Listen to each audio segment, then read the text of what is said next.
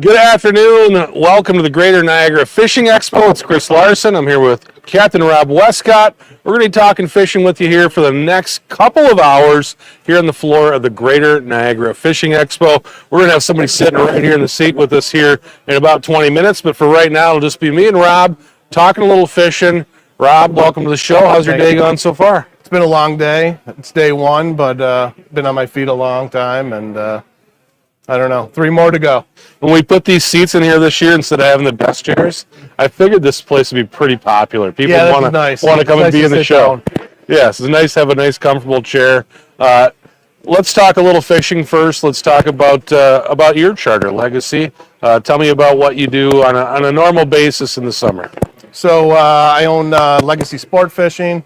I operate out of Bald Eagle Harbor, which is in Orleans County. Very small little harbor. Not many people know about it. But I am just to the east of Oak Orchard, which everybody knows that. Trout salmon fishing. We start sometime right around April 1st. Depends on what winter, what spring is here. It'll be sometime late March, early April, and we go through sometime in September. Tell me about how that season sets up and kind of what you're targeting as the season goes on. Right out of the gate, brown trout. It's brown trout heavy, near shore.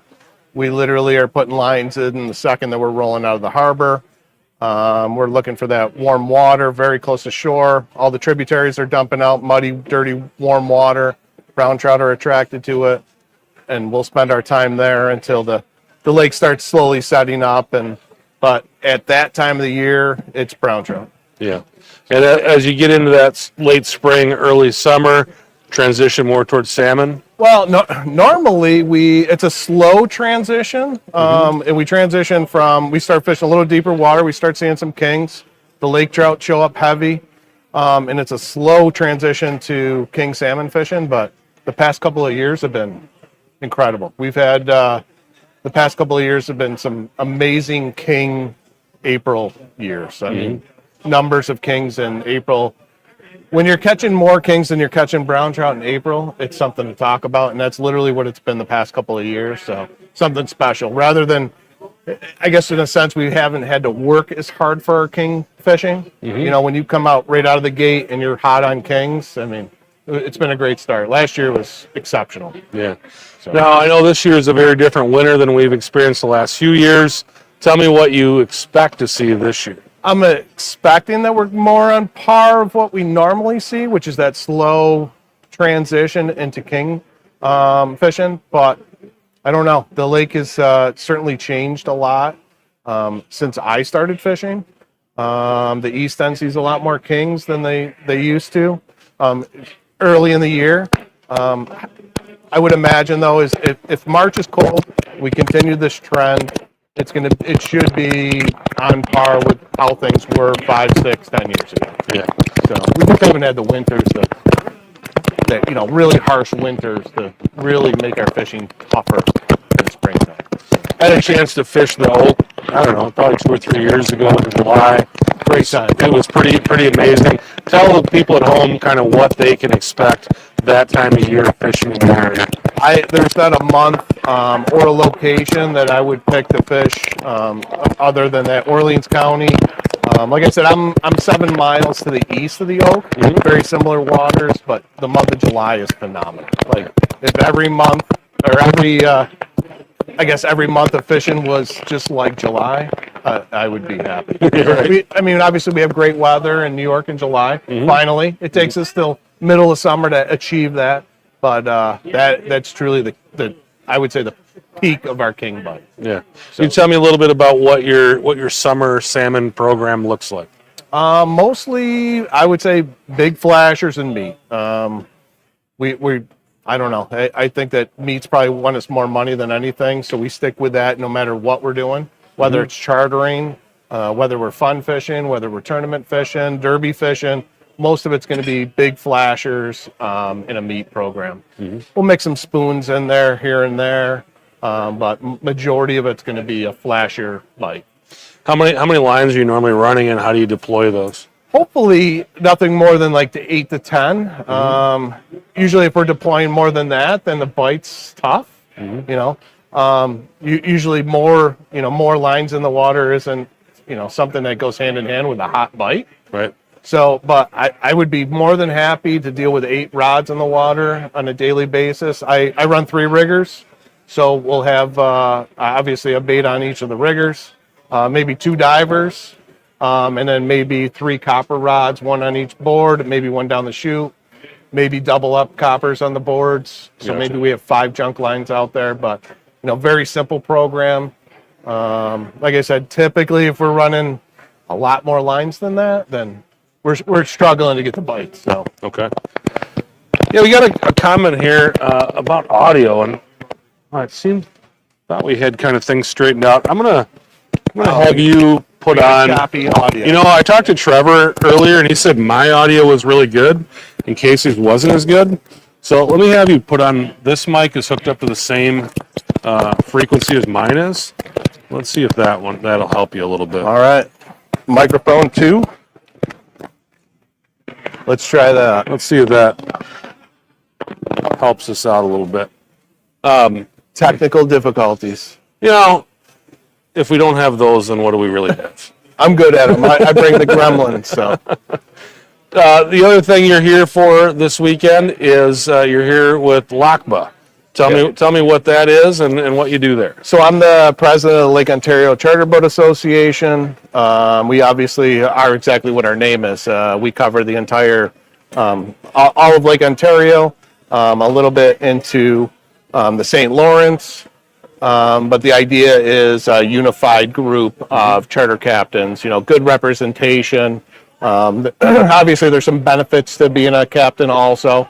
But really it's about just strength in numbers. So, having one group to be able to speak to the DEC and that sort of thing and, raise our concerns. I think that a unified front is really what it's about. But we get together, we have meetings with the DEC, USGS, a little bit of outreach. Obviously, we're here this weekend, just promoting the club, looking for membership. We accept associate memberships. We have monthly meetings, but we're pretty casual about things. But really, like I said, it's really about creating that unified front and making sure that the guys on Lake Ontario have a voice. So there's quite a few charter captains on Lake Ontario. The numbers are kind of a little skewed because not all of them are New York State residents.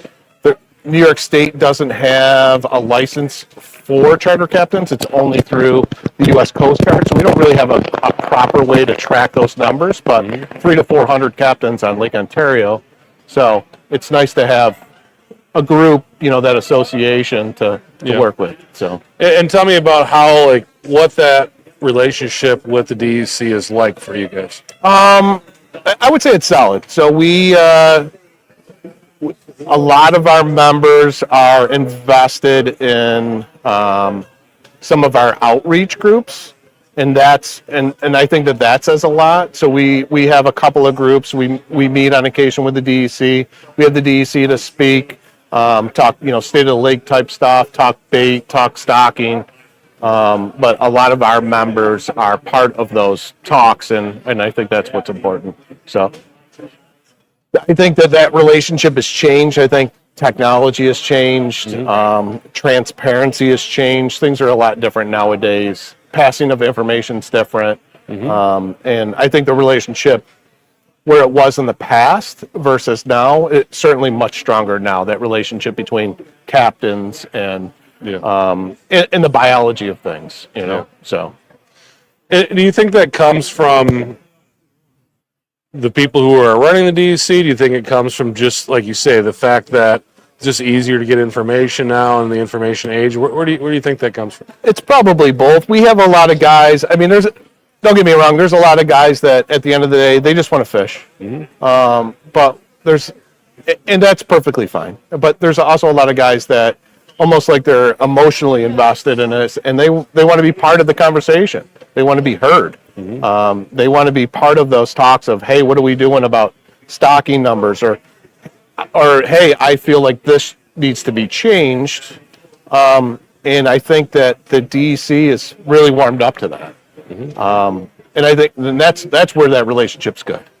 So I think it's important that they recognize that we're passionate about it, and we like to see positive change, and I think it's good for our relationship. It's a healthy relationship. Good, good. We're visiting with Captain Rob Westcott from Legacy Sport Fishing. And Rob will be with us for the next 2 hours. So if you got questions for Rob, put them in the comments, and we're going to pick one person from the comments to win that Fish Hawk swag package. And don't worry, our Canadian friends, we're more than happy to send it to you as well. So if you're from Canada, feel free to drop it in. We'll be actually talking to a Canadian here in just a few minutes. Mark Penner's going to be joining us. I saw him. He was walking around. So he checked in. He's here. We'll have him here. They let him across. Here in a little bit.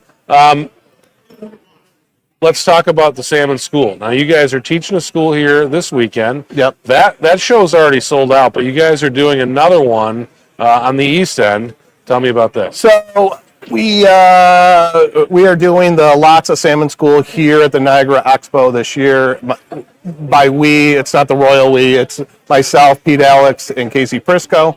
Last year, we had some guys approach us about doing something on the East End. Mm-hmm. So not that we duplicated but we went to the East End. We did a show or a seminar, kind of split 50-50, talking salmon and brown trout down there. Guys down there really took a liking to it and said, hey, we want to hear a little bit more about, lake trout. We want to hear about steelhead. So we decided to go back there again this year. And now we're going to do, let me see, the dates, March 15th and March 16th, so a Saturday, Sunday. We're going to do a salmon dedicated day on a Saturday and a trout dedicated day on Sunday. So there is tickets available, Great Lakes Specialevents.com. We're about 50% sold out of both days. You can actually buy a ticket for individual days, or you can buy a ticket for both days. So, okay. Yeah, we got Vermont Fishing Adventures chime in here, and he was there. Yeah, he said East End School's a great time. Went last year. We'll be back again this year. So perfect. And him chime in. We also have a comment here from Glenn. He said last year the bait fish were larger than normal. How was the troller survey, and how many bait classes is the DEC saying there is? So I don't know exactly the answer to that, but we just had Brian Weedle. He is from the USGS in our previous LACBA meeting, which was last Tuesday. He was a guest speaker, and he basically did his presentation on the bait assessment for Lake Ontario. It was very positive. A lot of it was already kind of expected. Bait numbers were very good. We're certainly seeing more and more classes through in the bait trawls. I wish I knew the exact answer on how many years of classes there were. I do not know that, but everything was very positive. Brian's a wealth of knowledge. He's very passionate about his job. He's very reachable too. Anybody that has any questions regarding scientific questions, he's great, answering emails. So let's get back a little bit on the school. I wanted to talk to you. When somebody goes into something like that, what can they expect out of a day that they wouldn't hear maybe on something like what we do, where it's a 20-minute conversation? Right. A lot of times. Hold on a second, Roy. A lot of times it gets pretty in depth. So most of the time when you have a conversation, it might be a quick 5 minutes. I get asked to do a couple of seminars here, and they're about an hour long. And most of the time you can't really get quite in depth with a lot of the stuff. With these salmon schools, you're talking 7-8 hours of education. Most of the time we have, it still doesn't seem like enough time. We could talk fishing all day long, but we seem to go into depth a little bit farther with stuff. The cool thing about that is guys, you put guys in situations where they got to tell you secrets. Mm-hmm. And that's really, I think that's the big difference is when you go to these bigger seminars, you can't, it's just not smoothed over. It's not a quick answer. Mm-hmm. There's not a quick answer. We have a 25-minute presentation on fishing with meat that we're doing on Saturday. Mm-hmm. it's a long time. You know, when you're doing like these longer segments of this stuff, there's really some meat and potatoes that comes out, and people, you know, and I think that no matter who you are, how long you've been fishing, you could go to these schools and you could walk out with something. So I've been to, I don't even know where we're at, like year 15 for the show. And I've been to a couple of the seminars, and you walk out with something. And I think that if anybody's not learning something, it's impossible to know everything. Especially that lake humbles you, can literally humble you every day. Yeah. So if you're not learning something from one of these guys, it'd be very surprising.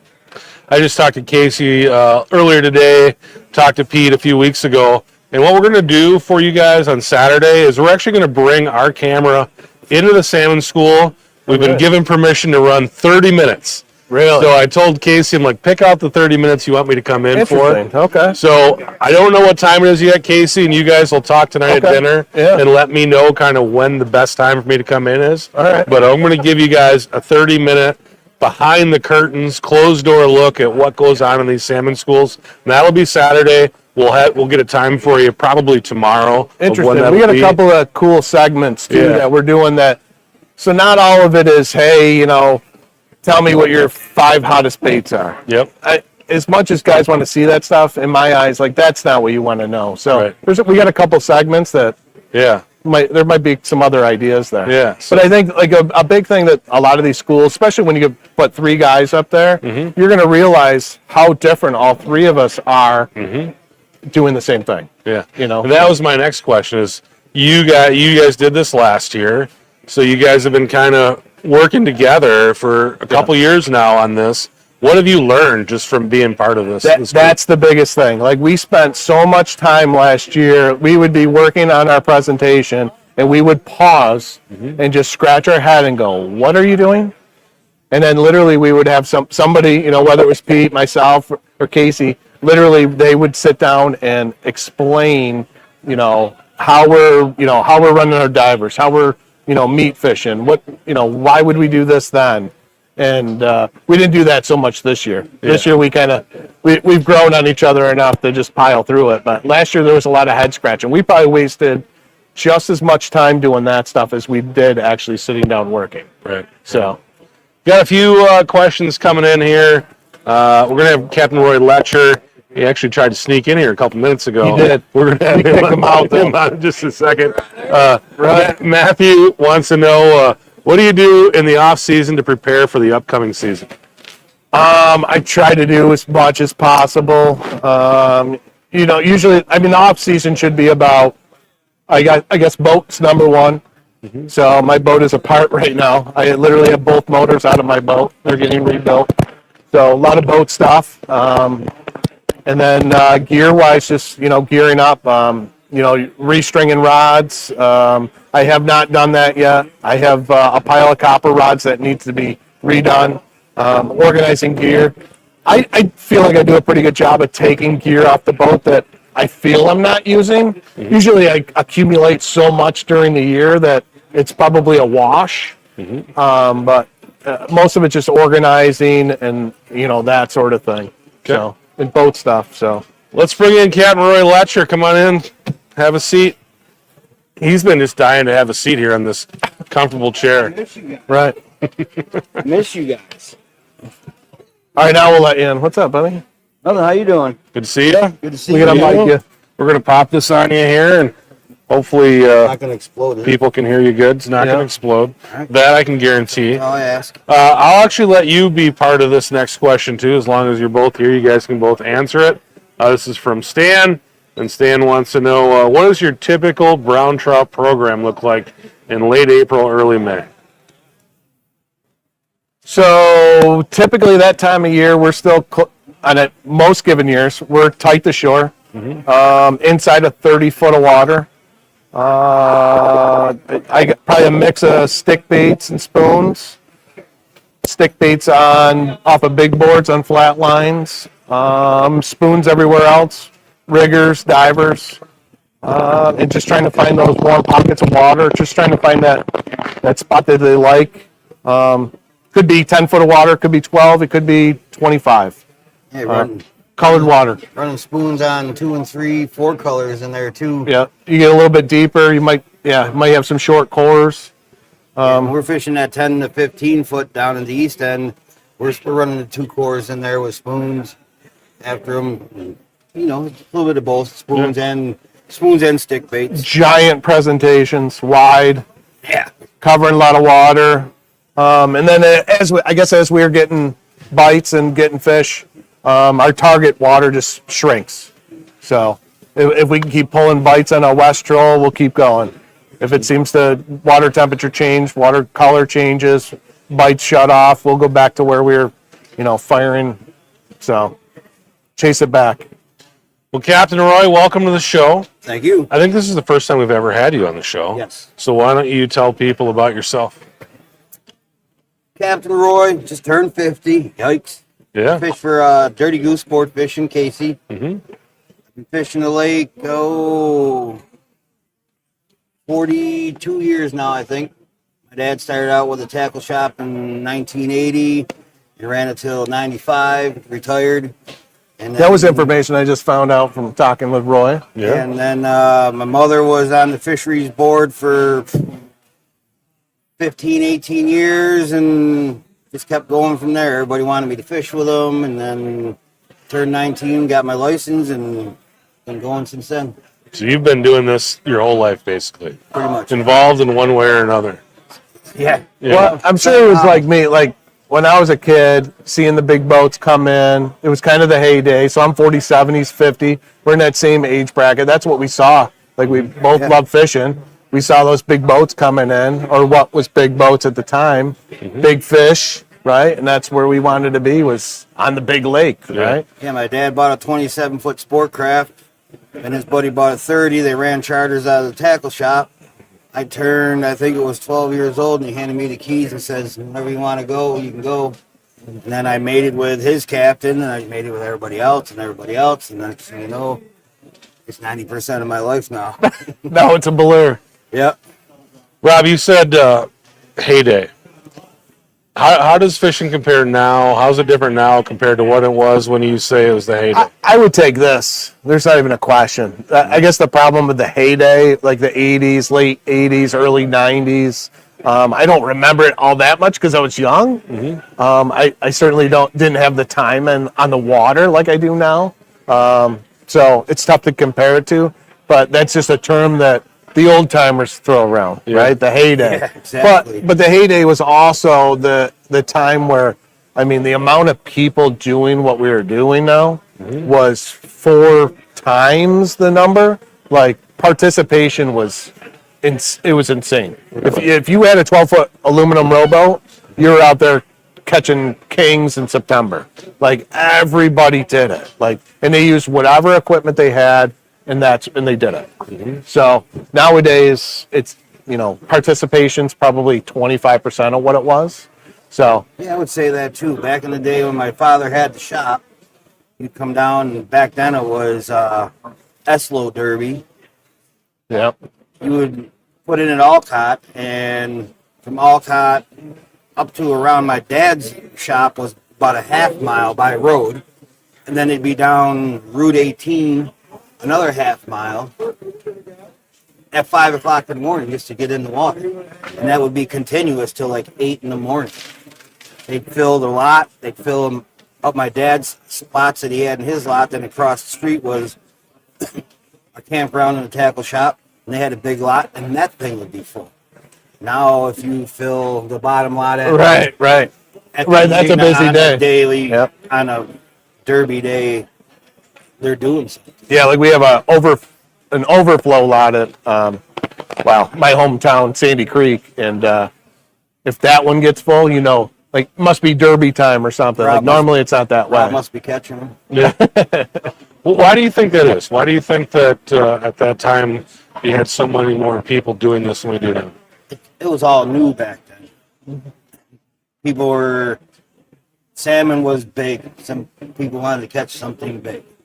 And there was a lot of them. And everybody wanted to give their shot at trying to get it. everything was starting new. Like you had Northern Kings just coming out. Lou Jensen was hitting the scenes. Them Pro Kings and everybody just, like Rob said, everybody, even if you had a 15-foot boat, You were out there. you were out there. They were trying, especially during the fall, because our stagers were more prevalent back then than they are now at our end, and they would just be out there trolling. But I think like demographically, probably just hunting and fishing participation are on the decline. Unfortunately. I mean, we get some youth trying to recruit youth in this whole thing. It's tough. We're actually having a conversation in the LACBA booth today about the youth behind us. So I got my license when I was 29. I'm now 47. And when I got my license at 29, I was one of the young guys. Well, at 47, I'm still one of the young guys. So like, really in that time period, it's not like there's a whole bunch of guys behind us that are kind of making that gap up. It's not there. And for me to be a 47-year-old young guy in this business, I don't know. I don't know what that says, but That means I think you're not going to retire till you're 80. But I think that, just hunting and fishing in general are on the decline, and it's unfortunate to see it, but still plenty of people doing it. But, the desire for most people to get outside and do that stuff just isn't there. So what do you think needs to happen? Because if we're talking about, 25% now less than it was 40 years ago, and we're not seeing recruitment from that generation younger than us, then what happens then, and how do we change that? I guess I'm lucky that my kid. This thing's gotten real deep, man. I think we're going down that road, but now we are. I like it. I'm fortunate. My kid sometimes every aspect of it. And I think that maybe it's a bad thing. I think that when you grew up, you realize that if I was some kind of dad's going to be on the lake fishing, dad's going to be in the deer woods. So that's what dad loves to do. And I'm glad that he grabbed hold of it. There's a lot of people out there that I just don't think are exposed to it. When we were growing up too, we didn't have the means of all these new games and stuff on TV. There's a lot of distractions, right? My dad would say, I'm 7 years old. He put a life jacket on me. Here's your rod. Get out of the house. Go do something. Or come out to the tackle shop. Or he was taking me hunting. Now, they're like, here's your new game. I think it's Life is full of distractions. yes, lots of them now.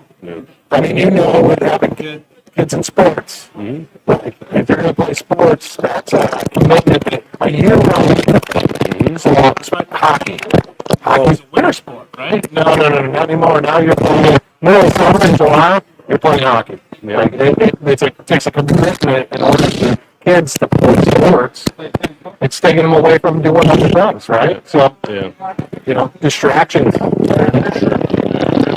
Well, let's talk fishing, shall we? All right, we got deep. Let's do some fishing talking. All right. Tell me about you're a guy that's well known as a big salmon killer. How do you do it? People want to catch big salmon, and what would you tell them? Gotta have patience in what you're doing, first of all. In the morning, I like to start off the day just getting some baits in there with customers. Let's get some fish in the boat. And then as the day progresses, I believe myself, after 9 o'clock, I catch 90% of my big fish. I fish for cooler fish in the morning, so people got stuff to take home or have fun.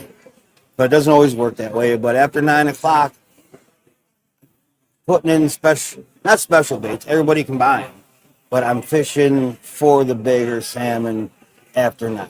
I believe, just like us, when we get up in the morning, we want to have a coffee or sit around. The kids get up, they're flying around. So all those 6 to 12 pound fish are eating in the morning. A lot of guys are limiting out. We always throw a few back, and then start fishing for them bigger fish between 9 and 11, 9 and 12. Okay. And I have very good success. When guys are going off the water, I'm catching the bigger fish. So when you say I'm going to start fishing for bigger fish, what does that mean? I start running some mags, bring my mag program out, and I'll leave everything 28 size or super slim size off, and I'm running Magnum spoons or meat program for them. If I can get them on spoons, 90% of my big kings this year came off of spoons, as they did the prior year in 2023. So I love running spoons for them, and I got a good program for big kings on mag spoons. Okay. I'm going to adjust this a little bit and try to bring it closer to you, and hopefully that'll help some of our problems. Tell me, I know you brought some spoons with you. Tell me about the spoons you brought with them and what you like about them. Spoons I brought with me, we started using them, I would say 25 years ago, the color. It was with NK, and then... This is a good old days story. No, just saying, about 25 years ago, we started with these colors. We seen them on another spoon, I think it was on a stinger, but then they stopped making the colors, so we made a different pattern with the same colors. And they started working with the guy who worked with Bob Sinelli, and I've learned to run them in the top 50 feet, and they produce a lot of fish, and I believe the tournaments show that they do work. For they're a good trout spoon, but when the kings are in the top 50, they're a great spoon for the kings. What puts those kings in the top 50? That's something that you don't normally see. That's gonna be your temperature. Yeah. If we get an east wind at our end, drive the temperature up. I like them. I like my kings 30 to 70 feet though, because that's where I like to run spoons, and I can catch a lot of fish on spoons. And if they're below 70, yeah, most of us are going to be running some kind of paddle with meat or fly. At our end of the lake, we get a lot of opportunity at spoon fishing for them, and I become very well at running some spoons. Now you fish the west end, right? You fish. I know Wilson in May. Yep. But then you kind of when Casey goes back east, you stay here, don't you? Yeah, I stay right in Alcott. I just come down 6 miles, and Yep. I stay there for the month of June, July, and August. So, are you going to show people these spoons? I can show them. I think everybody's dying to see it, bro. They Probably wants to know, right? I just have them in the super slims. They make them in the 28 size Dreamweavers and the super slims. Okay. But we'll show them one at a time or two at a time here. What do you got there? Tell me what they are. The Dreamweaver super slims. One's a custom green, yellow, black dots. The other's custom green and green, yellow, black dots. Okay. Your typical watermelon, but with a glow bottom. See if I can get it on there. Yeah, all these have glow bottom on them, right? Yeah, all have glow bottom with 4 dots. This is the brown, yellow, black dots. And this is your purple. Want to catch some brown trout? Great spoons. You want to fish the top 50? Have these in your arsenal. Are those available? Fish USA? No, these are going to be available at the Boat Doctors in Alcott and Sonny's at the East End. Ah, gotcha. Yeah, these are. You were telling me that these are exclusive, right? These are right These now. are Roy's exclusive. These are the same colors that I had. Well, not me.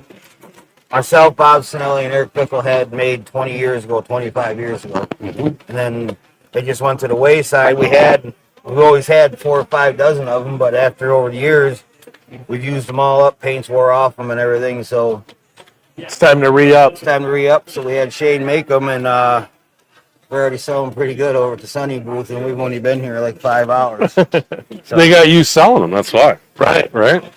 Hey, sometimes you got to have somebody good doing something. If people know Roy, they know Roy is. I mean, he should be named Big Fish Roy.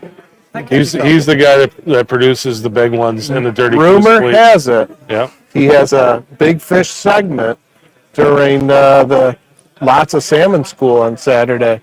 We're going to bring him in as a special guest. Yeah, they're going to get into my pockets a little bit on this one and get out the secrets. So we're going to put him on the hot seat there and beat him up for some big fish info. Yeah. It's good for him. How do you feel about sea lampers? I like them. You like them? Oh, yeah. They taste good. They leave an aftertaste. Yeah, yeah.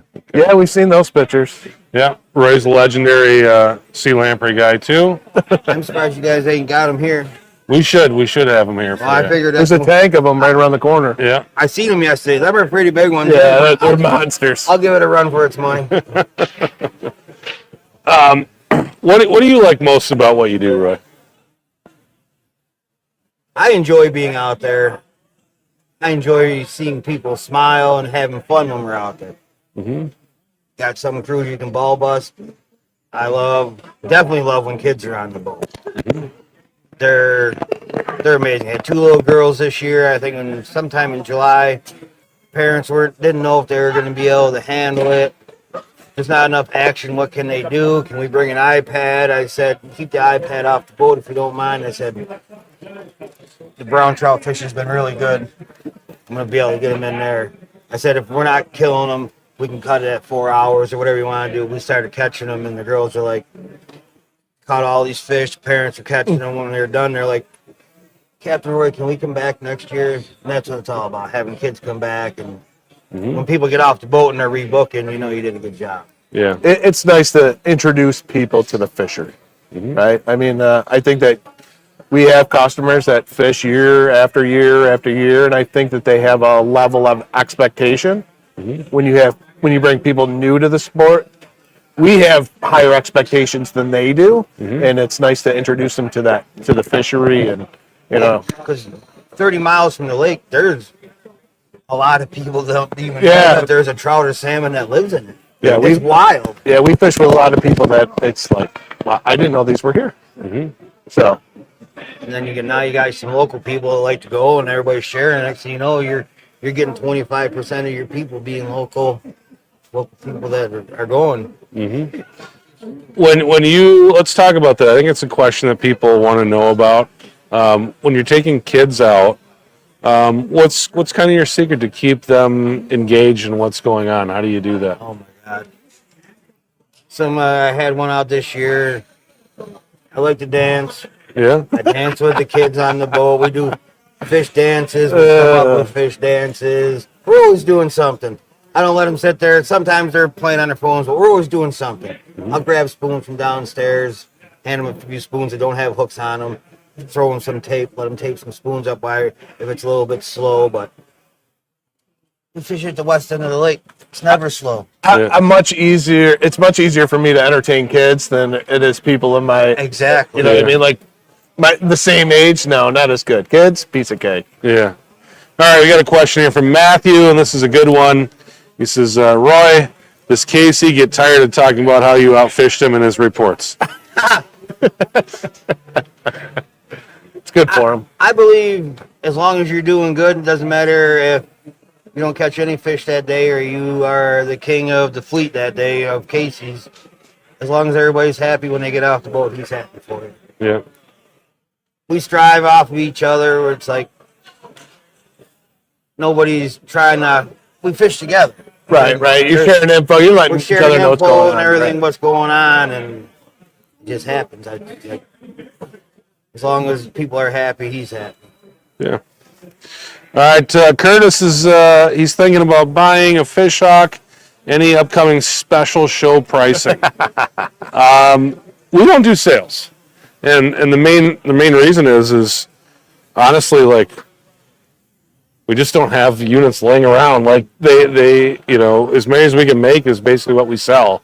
We don't have like an enormous factory or anything like that. It's really a pretty small operation, and basically, at the end of the year, we're basically out. So it doesn't mean there isn't retailers that do. So if you're at a show and you see a retailer that carries our products, they may be running sales, and you can stop in and talk to them and perhaps get a deal. I know right next to us here, DB has got some units over there. I don't even know if he's running a show special on them or not. But if you're at a show and you see a fish hawk dealer, by all means, stop in and see what they're going to do. And even, I would say it's a good thing to buy a unit from a local retailer and Support your local tackle shop and help them out. And then, in turn, they can help you out if you have any kind of issues. So, I would definitely say to to try to buy local, and if you're at one of your local shows, swing in, have a conversation with your local retailer there, and have them help you out. So that's all I can say about that. How about you guys? What's been your experience using Fish Hook? Love the new unit. Love the lithium's been nice. Not dealing with batteries. Being able to charge it at the end of the day. Although everybody's kind of surprised by the fact that we want to do that, but maybe every couple of days I would throw it on there, just peace of mind kind of thing. I think we were talking about this earlier. I think I went 51 or 52 days before I had to charge it. I haven't pressed it, and now that I have multiples on the boat, so I really should just take one and just full send with one. That's how but Casey puts 2 on each boat, so we got 2 that are charged up, so I don't worry, but that's a lot. That's a lot. How long it lasts, and Casey's like, how long does yours last? It's like, I think Casey had like 60 some days on his last year. Yeah, that sounds crazy to me. We tell people 50 hours, but what we're seeing in our testing is around 100. Most of them, about 100 hours. It was. I ran the whole month of May with it, and in almost the 3rd week of June, before I had to change out. You know how many? That's. And I'm over here charging it every 2 days. And in May, we're fishing that thing. Okay, there's 30 days, so I probably ran 50 trips in May with it, and then another 15 or 18 in June before. Definitely. I mean, even the older units with AA batteries. I mean, they always had a very, very good extended life. So I don't think batteries were ever battery life has ever really been an issue with the Fish Hawk. But I think with the new probe, downsized, black, rechargeable, little things like that, I think guys are like, this is great. Well, I had a fish was like 220 to 240 feet down a couple of days last year, and it read just as it would at 80 or 90 feet. Yep. That was awesome. Well, Mark's about to come in. He's hanging out here. He's ready to go. But Roy, this might be a good one for you to talk about. Is there a website or someplace that Jim can go and find up-to-date fishing reports on the western ports of Lake Ontario? You can look up Now NOW on Facebook. Okay. It's Niagara, Orleans, and Wilson. And then there's a handful of them on Facebook. And you can, once we start fishing the West End, you can look under Dirty Goose Sport Fishing on Facebook and find Casey's report going every day. He'll mention what's going on at the West End, because I'm usually out almost every day there too. Awesome. Roy, appreciate you swinging by. Thanks for having me. Good talking to you, and enjoy the rest of your show. Thanks, buddy. Thank you. All right, that was Captain Roy Letcher. You got Mr. Mark Penner stopping by now. He did show up. How you doing? Good. What's happening? Good to see you. I was a little worried. I'm like, I haven't seen him all day today, so hopefully he's here. But you're here. And they let me across the border. Yeah, well, that's what we were worried about. Smuggled him in, but he's here. Strange times now, but I made it. Yeah. So we got Mark Penner coming in from Grimsby Tackle and from the St. Catharines. Game and Fish or Fish and Game? Game and Fish. Game and Fish. Yeah, I always get those two mixed up. A lot of words. Tell me about how things are going in your side of the lake. Things are good. We're happy to have let's call it a traditional winter season again. Guys just started fishing actually on the east side of Lake Erie for perch the last week or so. The ice finally got fairly safe enough, and some guys ventured out getting some good jumbo perch. So we've had good ice fishing at the Grand River, which dumps into Lake Erie, which is less than an hour from our shop, which is good. So last few years we haven't had very much ice fishing to speak of, so that's good. Yeah, I literally don't think I've fished. I've gone a handful of times this year, but prior to that, it's been at least 3 years. Yep. So I've been a couple times myself. Went up to Simcoe once and Nipissing for a few days with some friends, but we'll see. Maybe another trip or two is in me. Then we're starting to look at spring and get over brown trout and everything like that and get rolling.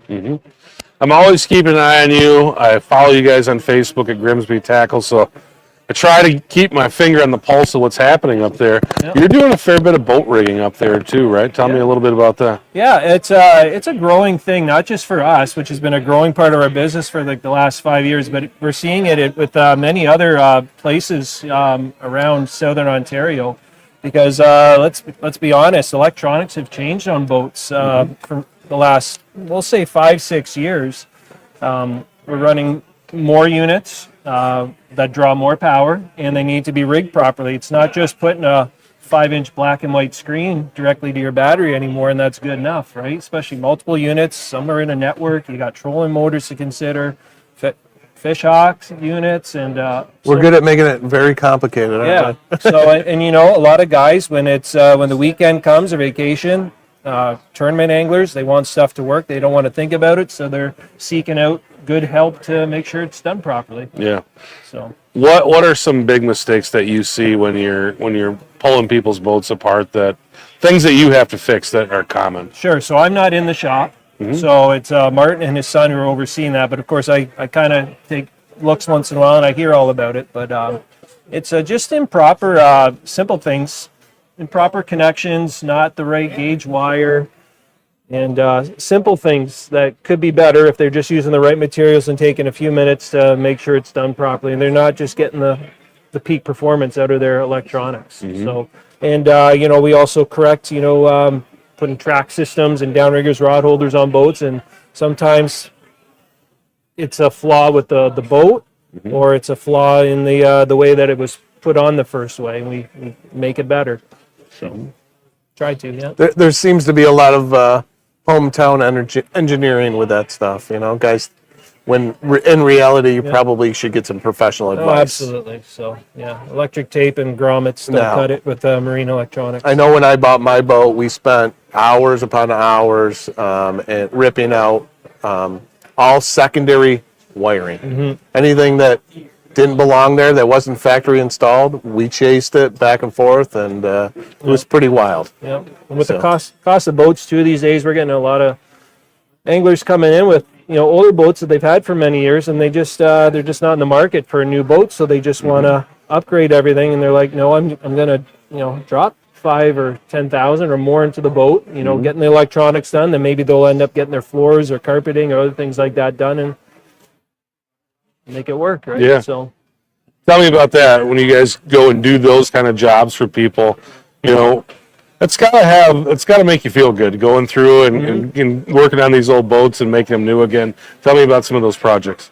yeah, and again, I'm not in the workshop as much to oversee that, but we've had many good success stories with guys coming in with boats, and they're just they're not happy, they're not comfortable, but we do our best that we can build things a little bit nicer, add a little more stability to their gunnels or to their other areas in the boat, and just make it more comfortable, and they're going to enjoy their time on the water a lot more and not have to think about it. So Tell me what else you got going on, Grimsby Tackle. yeah, well, it's a busy time.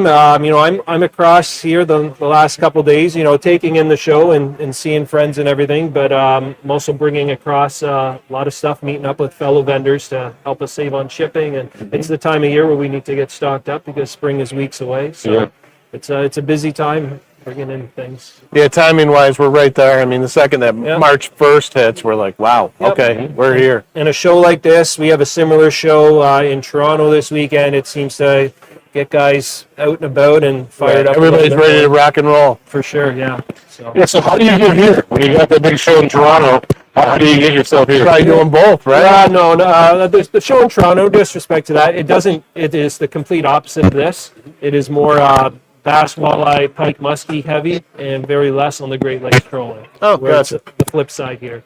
So, and yeah, and just, you know, like I said, a lot of, you know, Tomic, Dreamweaver, many others are here that we're picking product up for us.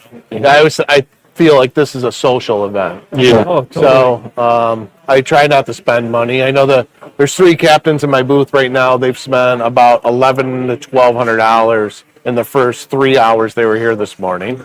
But it really turns into kind of a social hour. You're seeing a lot of people. Like I get to see Chris. This is probably the only time this year that I'll see him. You know what I mean? But you see a lot of people. For sure. So I get to see you. Yeah, I go way back to the old Lockport days. You were there too, so back That crowded room. Oh yeah, like 2008. We're all outside in the freezing cold, waiting to get in. You could barely walk in that building. Oh yeah, that was the good old days. Yep. No, so I use that term again. Yep. Second guest in a row. So. Yeah, and we're busy. You mentioned earlier the St. Catharines Game and Fish. We're just on the cusp of releasing all the details for everything that we've got going on this year. It is going to be the start of our 95th year in service as an organization serving the outdoor community in the Niagara region on the Canadian side. So, and with that, we've got the 49th annual Spring Salmon Derby that runs for 8 weeks in the spring, the beginning of April to the end of May. And then we have a number of other events. Of course, we have the Port Dalhousie 3x3 Salmon Classic that Fishhawk is the title sponsor for, and that's been a growing event since 2014. So it's kind of like the popular slam format that many groups along the lake run. Over the course of Saturday, Sunday, and the holiday Monday for us that weekend, boats can sign up for $50, and they weigh in. They have to pick and choose, but they can weigh in 3 salmon over 3 days, and that's it. You can't upgrade. Oh, I got Got to be a little strategic. Weigh them all the first day, weigh them all the last day, one here and there, whatever. How the weather's going to be. Roll the dice, right? Yeah, exactly. A lot of factors. So some years, we get great weather for all 3 days. We've had some years where some guys have only been able to fish on the Monday. So it becomes like a little shootout for one day. So it's a cool time. And like I said, it's a modest $50. We do have an optional side bet if people want to play for some more money, but it allows anyone to come out and be competitive, fish against big boats, and for a small price. We've seen some cool stories over the years where guys with their families in 16-foot boats have placed very high and beaten out the local tournament and charter captains. So it's a cool format. Yeah, how many boats do you typically get? Depends on the weather. Usually we do have a cutoff on the Thursday, but we've had up to 75 boats some years, but we typically average around 50 to 60. And like you say, it's at $50. You get the weekend warriors. You get the people are really into it. We're the title sponsor, but who else is partnering with you on this thing? Well, I'm not going to mention names just because we have probably over 20 plus sponsors that we are with that contribute to all of our events all year long, and I don't want to risk forgetting any. Yeah, so it's all on our website, scgfa.ca, where all the details for all our events are, as well as our sponsors. But for this year, we did it last year. With that $50, it acts like a draw ticket because all the captains registered are going to have a shot to win one of the new lithium probes as a draw prize. So not bad. So, and we have a daily prize for the biggest salmon every day, and then it's cash prizes for the top 3 for the 3 days, and the biggest salmon overall over 3 days is going to win a Scotty Pro Pack downrigger. There you go. So not bad for $50. No, not at all. It's a lot of good stuff. Tell me about what else you guys do at the St. Catharines Game and Fish Association. Yeah, so a big core of what we do is we operate the launch ramp there in Port Dalhousie. So we lease the property from the city of St. Catharines, and we're the caretakers of that. And we've got a great bunch of volunteers who all pitch in, and we staff the ramp. And other things that we do throughout the year, we've got a growing Kids Day program. We used to call it Kids Day because we used to have a one-day fishing event for kids. And then when COVID came, we kind of had to pivot and come up with something, and it's really become popular. It is like a scavenger hunt over the summer months when the kids are off school from early July to the end of August. And the idea is kids and their families go out and they catch as many different species of fish as they can.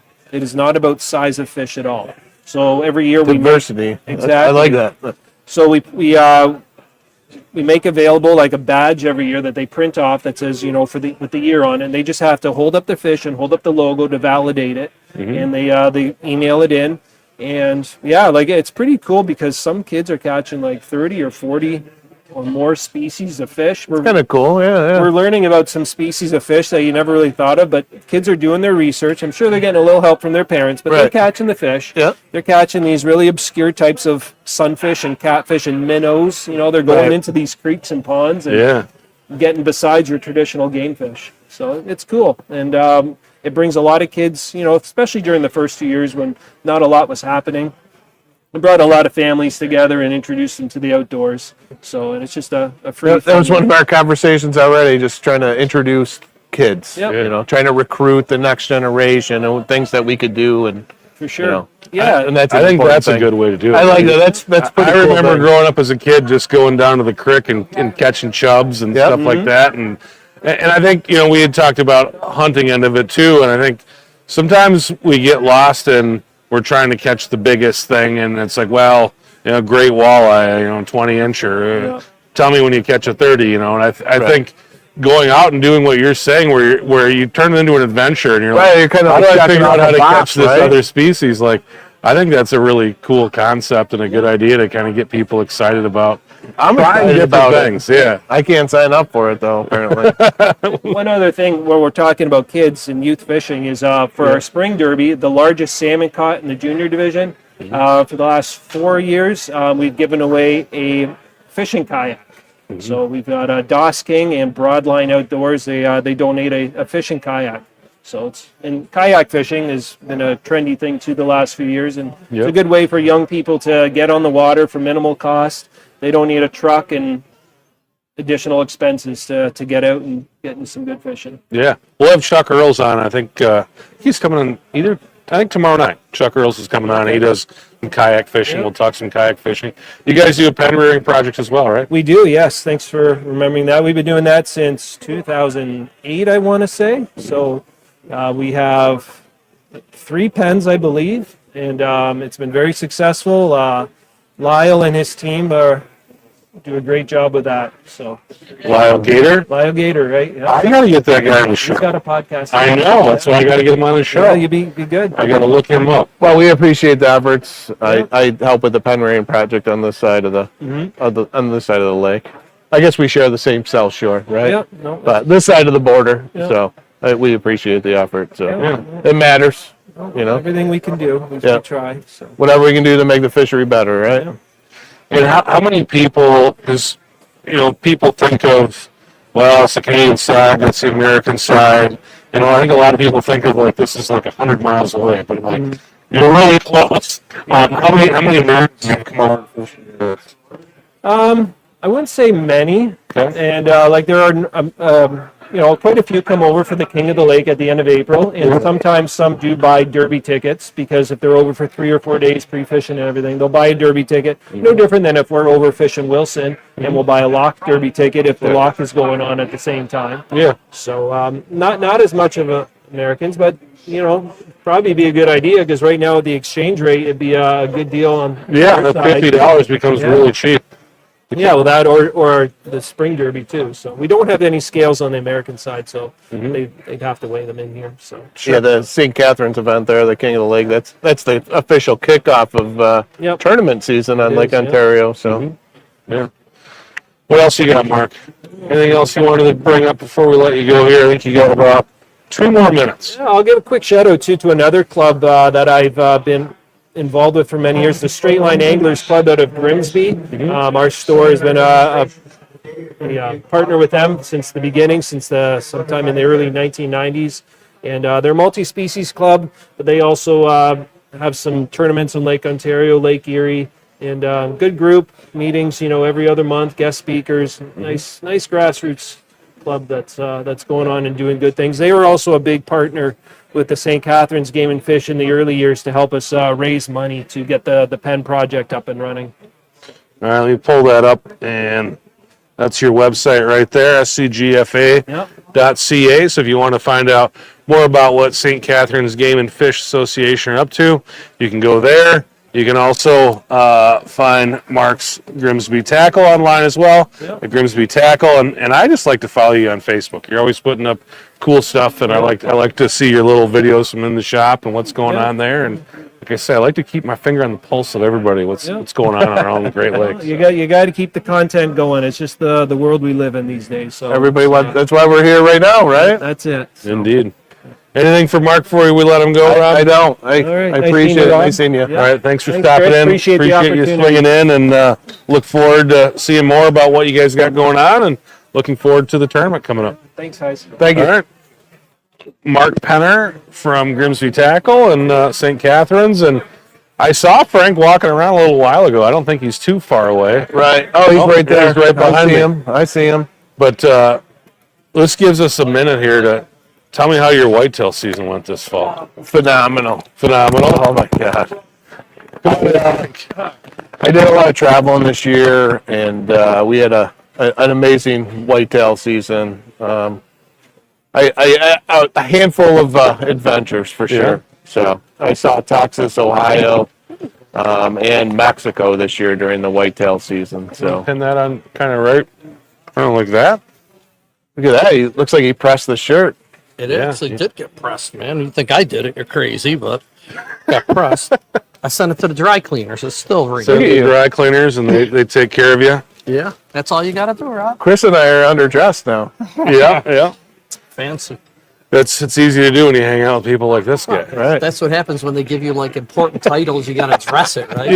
Yeah. Oh, that's what we're lacking. Yeah. Chris and I are lacking the important The important titles. title. My title, like when I introduce anything, it takes me like half the time I'm supposed to be there. Oh, you're like, I got have a like good night. rows Oh, with the outdoor promotions director for Destination Niagara USA, the sport fishing coordinator for Niagara County, Captain Frank Campbell. And we keep going. Right. We called a lot more. But I'm going to adjust this, Frank. I just want to make sure that we've had a few mic issues, and I'm not sure exactly where it's related to, but it's probably I'll me. take the blame.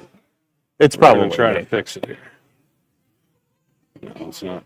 I'm gonna, Wasn't it last year we were doing it, and like the guy came up right, Oh, like having a conversation. It's gonna happen. yeah. but he came in here. Oh, I know it's gonna happen.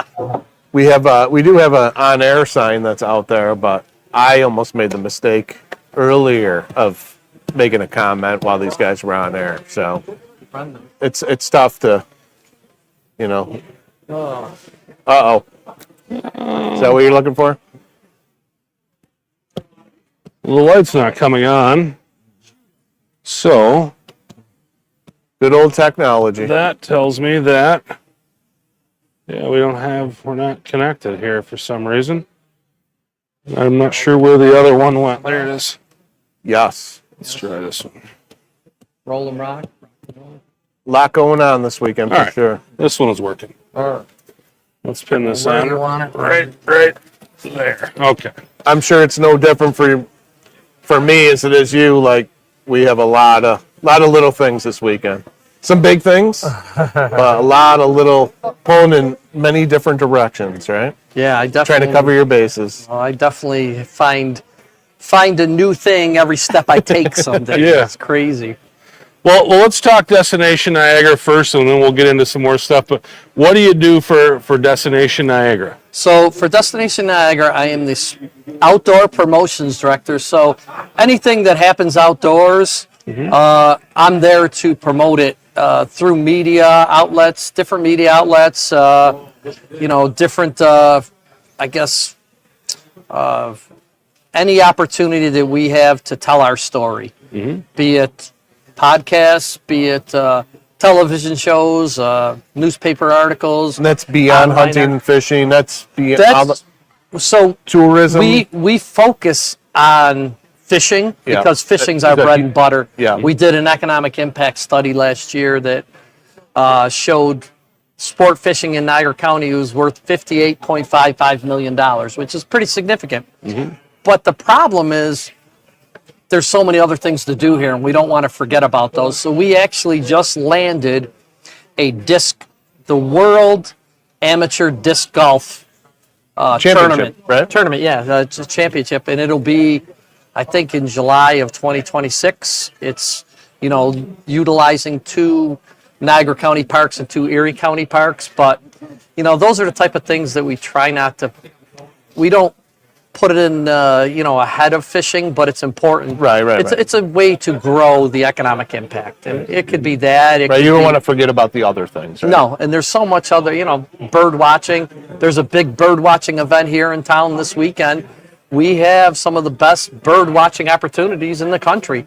There's, I think, 26 different gulls that are that winter over here in the Niagara Falls area. I was going to say that Niagara River in wintertime is amazing, the amount of birds that are in there. So yeah, it's basically for Destination Niagara, it's anything outdoors. It could be, we do a little promotion of the duck hunting, for example, but fishing is our bread and butter, and we realize that. That's actually my title with Niagara County is Sport Fishing Coordinator for Niagara County. Took over the position probably 5 years ago from Bill Hills Jr., who actually laid a great foundation. And our sport fishing promotions program has been duplicated or copied by just about every, fishing area in the country, from all along Lake Ontario up to, the Thousand Islands, and then you're talking about, Wisconsin, all the different Great Lakes. Now there's tourism agencies down in Florida that have taken it. Bill and his dad were really the pioneers in that, where they brought in all these media to, take a sample of what we had to offer. And I guess they say that, being copied is the greatest form of flattery, and that certainly is the case here. So we've really taken it to, a next level, or tried to, with what Bill has built and spread it out. We're now promoting things like to the salt water. Fishermen are fishermen, right? So we're trying to bring in these people from the salt water to, come here and catch fish when Florida's 5 million degrees.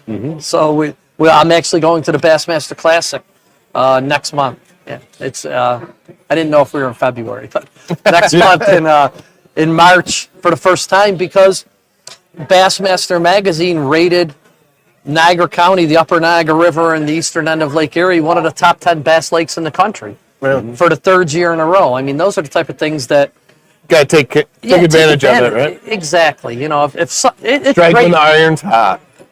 I can tell the story, and people are going to be like, yeah. But when we get Bassmaster Magazine in, or In Fisherman, or that's just a stamp of approval that you really, people are like, okay, these guys are legit. Now we got to take a real look at that. Exactly. I mean, I try to do my best to try to promote it and tell everybody, like, the Lake Ontario fishery is just absolutely amazing. But you really have somebody behind you, like, hey, that guy's, you don't want to totally believe everything that he says, but when you got some backing to it, right? You're 100% right. I mean, we did that economic impact study, and it found that it was almost $60 million. But one of the things that struck me was that in the respondents, 97% of the respondents said that they were going to come back to Niagara County fishing. Oh, really? And I looked at it and I thought about it, but the people who did the study were young strategists out of North Carolina. And he's like, I've never seen this type of, I guess, loyalty in people in their brand. And we went back and forth, and he said, something's going on. But what we came up with was the fact that, yes, we have a great fishery, but we also have a lot of other people doing their jobs. And what I mean by that is the hotels, the motels, you got the a good marina. support system behind it that helps. People are having positive, experiences no matter what portion of the county they're visiting. And well, I will say, fishing from Orleans County, a lot of my customers, one of the first things that sticks to their head, Niagara Falls. Yeah, oh yeah. So they come into town, they spend a couple of days, they spend a day on the lake with me. I bet you could almost gamble that the other thing that they do is going to be visit the falls. Well, it's really a bucket list, trip. Yeah. And you get people to maybe only do it once or twice, but anyone new, definitely. Yeah. And that's the great thing is we work so well with the other counties along the Lake Ontario shoreline in the Lake Ontario Sport Fishing Promotion Council, where there's 7 members that are all make up the communities along the counties along the Great Lake Ontario South Shore, and we feel like we feed off each other and help each other out, and exactly what you're saying. Come to Orleans County, do some fishing. Take a trip to Niagara Falls. Well, they do the exact same. They do the exact opposite things. In other things, it may be they want to go to Batavia Downs or something like that. So it's a great way to promote, and it's good that people are having positive experiences in all the counties. I mean, it certainly helps me. I mean, I can get customers that come from out of town, out of state, and it gives them, it's another selling point. Besides fishing, I mean, we can sell them first on fishing, but now we can hold them there. Now they want to be here. We want to spend the weekend there. We want to go do this. We want to go do that. So it's not always all about the fishing, although I like it that way, but the other stuff definitely helps. Yeah, you got to have other things for people to do, and let's face it, trips are 8 hours, 7 hours long. They're not going back to their hotel room and going to sleep. That's not what you want. Well, I know traveling with my wife, that's the compromise. Like, okay, hey, we can do fishing one day. What are we going to do for me the next, right? Mm-hmm. So it's the ultimate compromise. So having that stuff available certainly helps. Exactly, Yeah. 100%. We met a couple of guys, did some fishing with them on Wilson from the West Coast last summer. They came in from Oregon, and that's what they did. They went fishing for 2 days. They stopped in, and they went to the falls before they went back to the airport and flew out of Buffalo. But Bucket list. yeah. They're like, we're here. We've never seen it. We're going. Got to do it. Yeah. Yeah, you almost have to. Well, one of the things that people know you for, Frank, is fishing the Niagara River.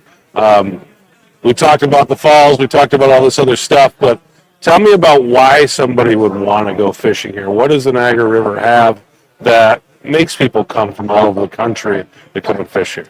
Yeah, I mean, what I'm going to say is that we have probably the top freshwater fishing destination in the country. And the reason being is we have size, diversity, and numbers of fish. You can go to certain areas and catch maybe they have better muskie fishing or they have better bass fishing.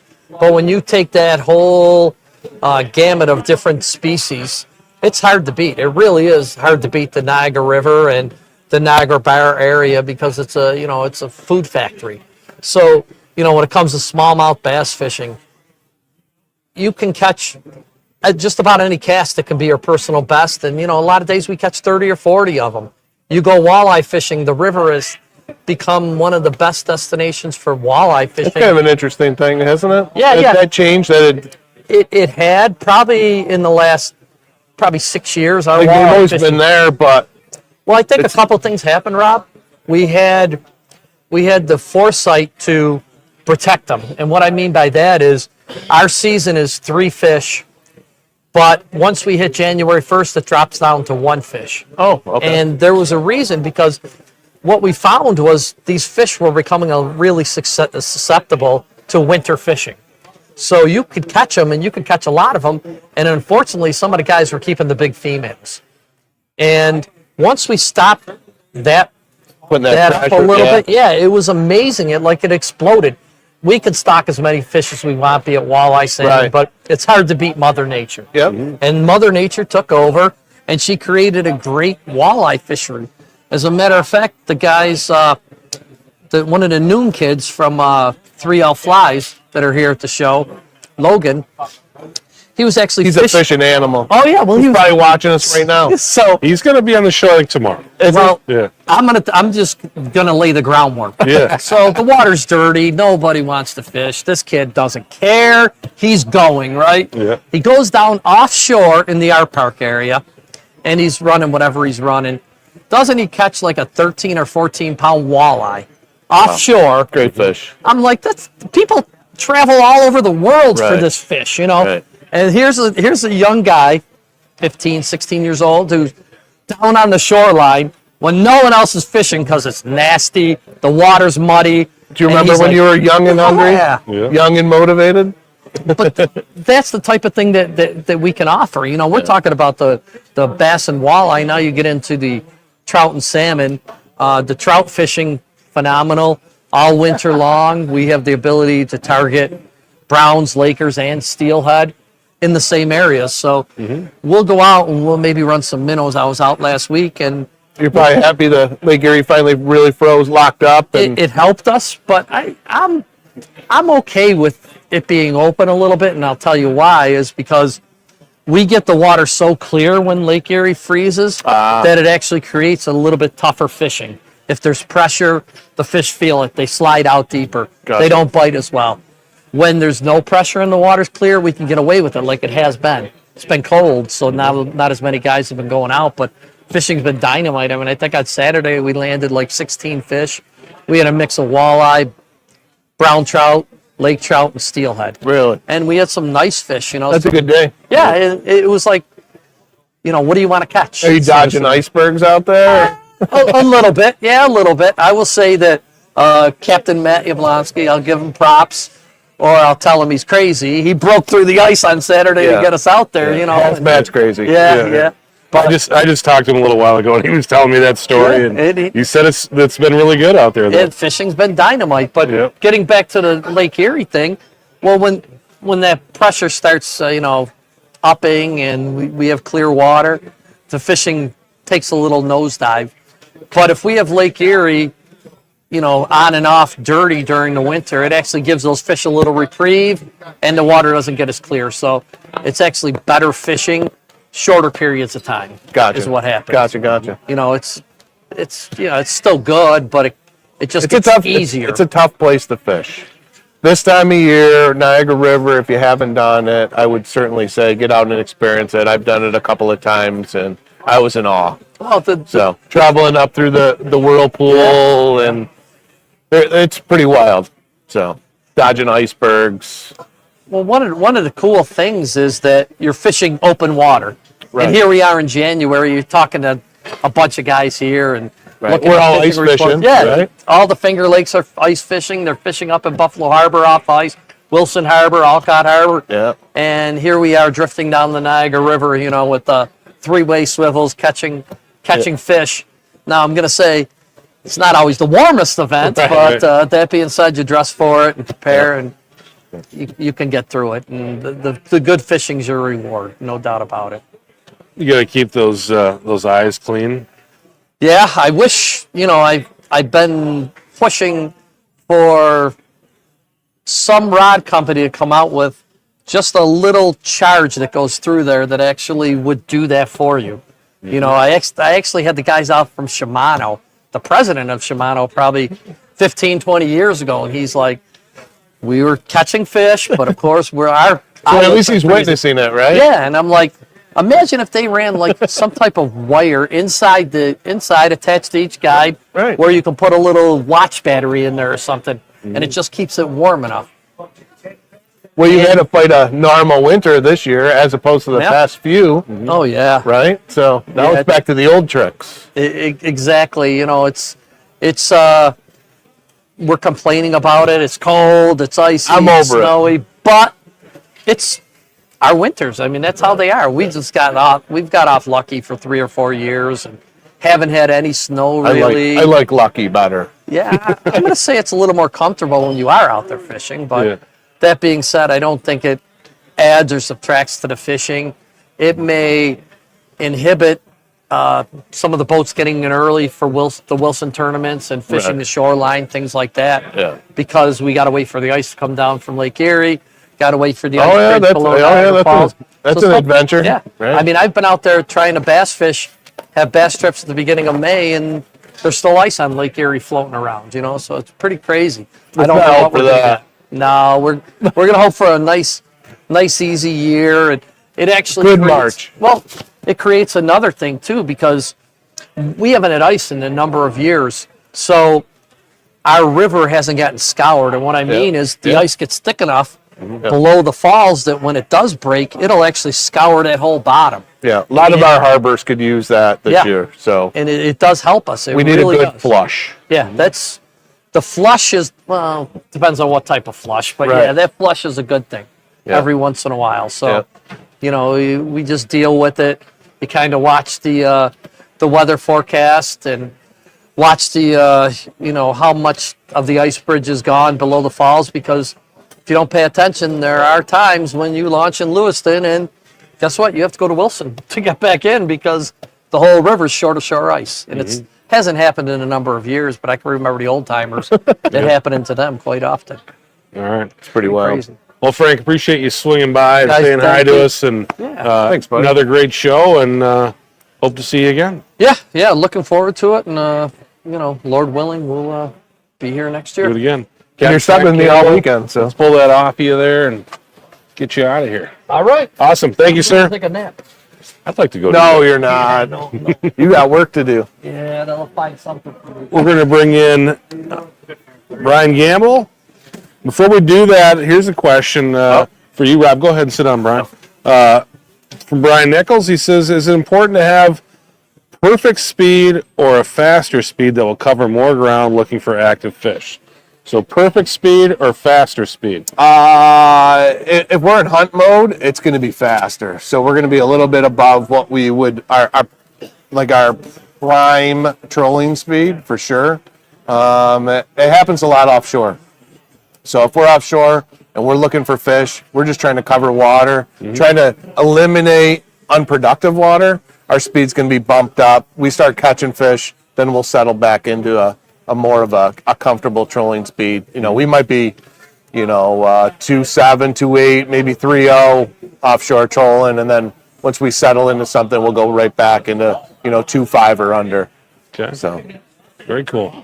Well, Brian, welcome to the show. Well, thanks. Yeah, thanks for coming on. what's happening? What's going on, Rob? We had you last year. Yes, So I think sir. this is the second time we've had you on the show. For people who didn't see last year's show, tell me about Gambler Rigs. What do you do? I sell lake trout lures. I make rigs out of spinning glows. I also make a tractor called the Death Trap. Okay. It's 6 blades. It's kind of like what they run in the ocean, the attractors, but you hook your spinning glow on the back of it. It's like a set of cowbells, kind of. Sure. And I also sell cowbells because that's what I mostly use. I use more cowbells in my own product. Okay. How long you been doing that?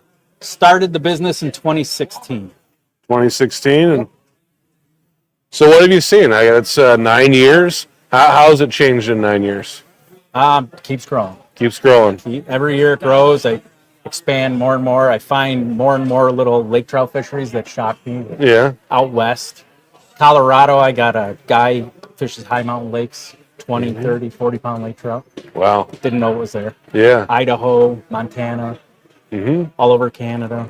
That's probably the thing, right? Like you think your backyard, Lake Ontario, lake trout fishing, and then you start picking up like, where are you from? Where all these other little niches, and you realize like Lake Ontario looks a lot smaller all of a sudden. Like that's a smaller market next to all this other stuff. I'm sure you guys see it with Fish Hawk. Like you start thinking Great Lakes, and then no, I don't fish the Great Lakes. I fish elsewhere. Yeah.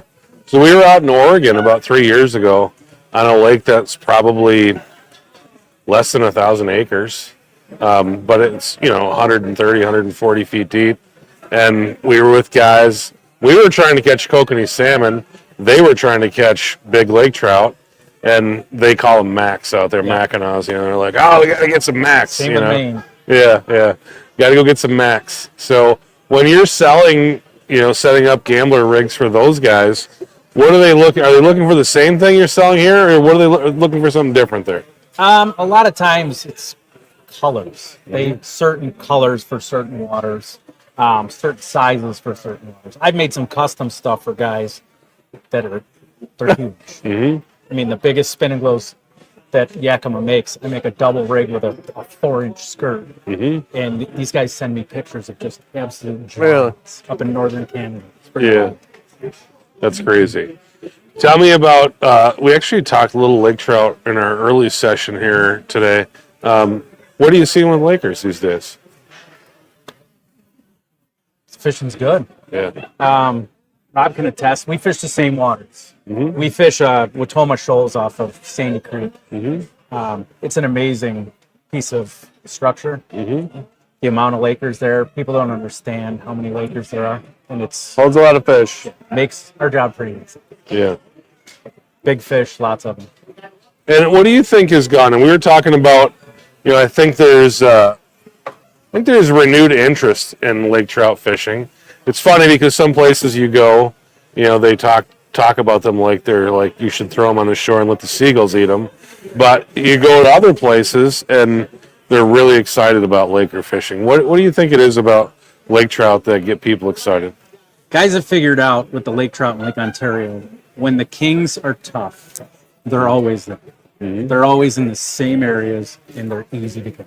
Mm-hmm. You're doing it right, you're going to catch it. Yeah, It's a good plan B, good plan C, whatever the case is. Someone it's plan A. Yeah, some people it's plan A. yeah, I know that I have customers that like catching them. It can be fun. It's a different thing. yeah, It can be very, very fast-paced action. Yeah. If you're doing it right. yeah. If you got your speed right, direction of troll right, and you're in the right water. Yeah, it can be pretty hot and heavy. If you're a charter captain, you love them, right? Because if you're out there and the salmon They can bite's save not you. going, Yeah. like it can save your day. Yeah, I mean, I think that's where I am on the lake. We have a lot of the different water. We have access to different plants. Not everybody has that. So being able to switch gears from king fishing to lake trout fishing, I say it's simple, but it's fairly simple for us to be able to do that. Yeah. So you gotta make a run. I gotta make a run to get there, but it's there. So Right out my front door. right. yeah, It's another we 7 miles from me. So We had 2014, 2015, those hard winters. King fishing was tough. Mm-hmm. We fished a lot of lake trout that year, but we had something to catch. Mm-hmm. Where guys were going out and catching a handful of kings, we were catching 30, 40 lake trout. yeah, yeah, you definitely see trends. Like when king fishing is up, laker fishing, our catch rates are very low according to the DC. I fished lakers only 2 or 3 times last year. Mm-hmm. That's unusual. yeah. But the king fishing was out of this world. Why am I going to go beat them up? Mm-hmm. Why educate them too? Because some years they get hit pretty hard. Yeah. And they get educated. Well, that's the other thing about lake trout that I think is really interesting is, these salmon, they die 3 or 4 years old, they're done. No more.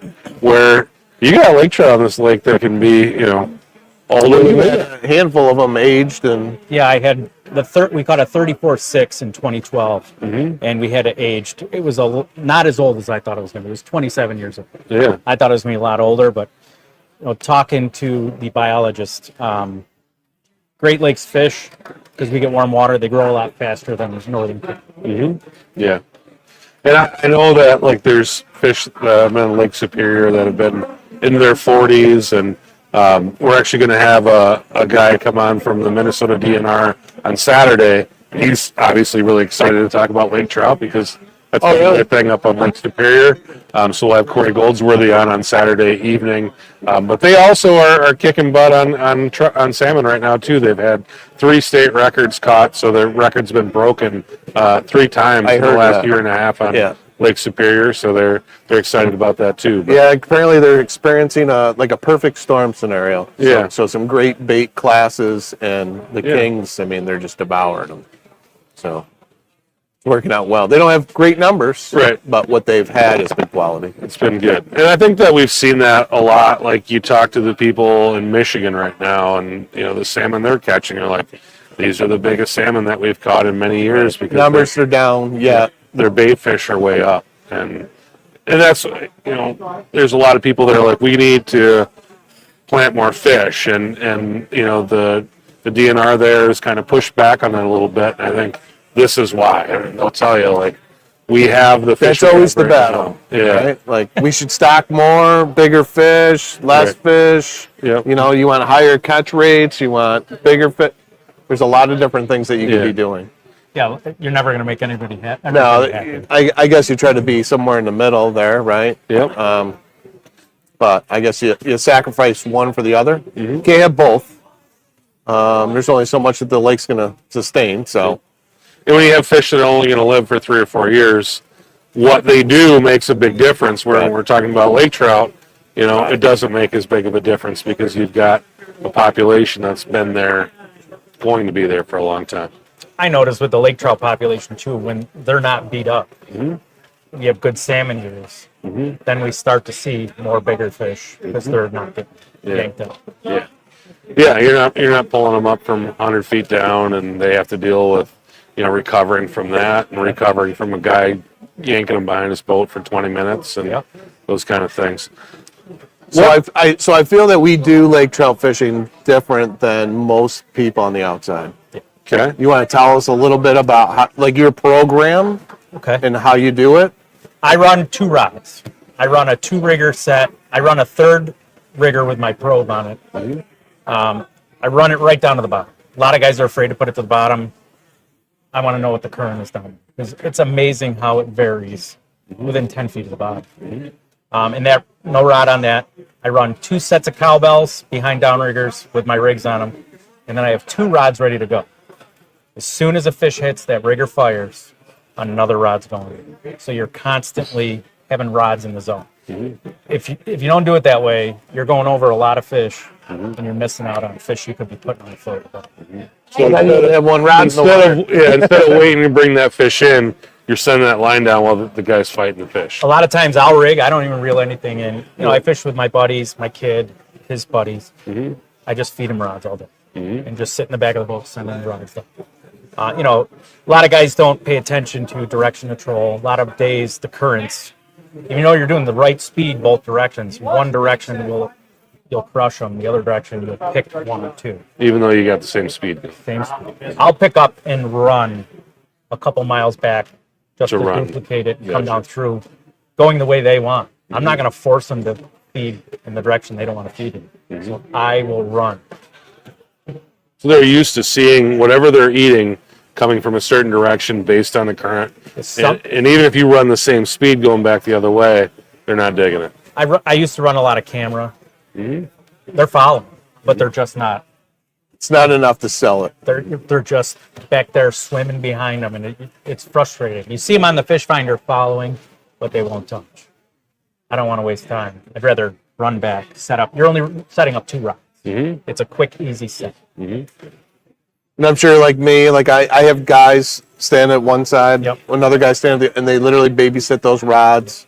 Keep them within 5 feet of the bottom. Yeah, we have a depth in our head. It might be 2 feet today. It might be 3 feet off the bottom. Adjusting them as we go, like a well-oiled machine. It's work. It's work. And that's how If you're doing it right, you're working. And that's how you can fish your probe down there too, because you're not Constantly. sleeping on it. You're right on top of it. Whatever's happening with the contour, you're moving that thing up and down. So, Yeah, I leave that center rear down with nothing on it, and I keep it right there. Yeah. I want to know, because the structure we fish, sometimes you get weird currents the way it comes around the shoal, and I crawl. I do 1 to 1/8, and you'll come around the shoal, and the current's different, and your speed changes, and then you're out of your speed range. You're not going to catch many fish. So you got to be on top of it.